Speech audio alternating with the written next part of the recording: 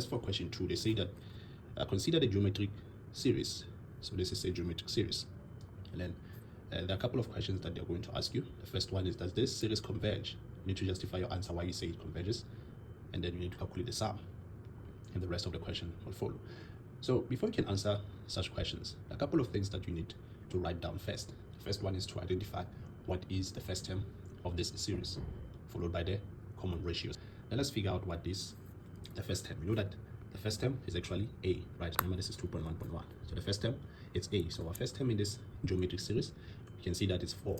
And then you need to then figure out what is the common ratio for this geometric series. So we know that the common ratio, how you figure it out, is that you're going to basically divide the second term by the first term, since this is a geometric series. So our common ratio will be equal to, so we know that the second term is 2, and then the last term, or the first term, is 4.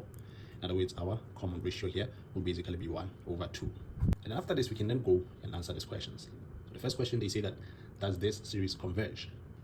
You must know what the word converge means. We know that a series that converges, or maybe let me just say a geometric series that converges, it is the one whereby a common ratio is lesser than 1. So it's the one whereby r is lesser than 1.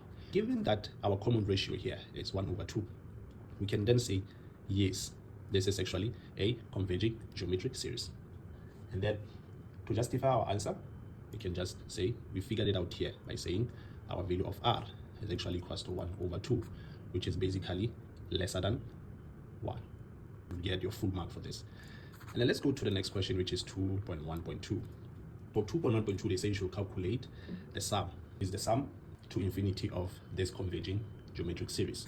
We know that the formula for the sum to infinity of this converging series will be basically equals to a. But our a is our first term divided by 1 subtract our common ratio, which is basically r, right? So it's easy then to figure out this because you already calculated it there or figured it out here.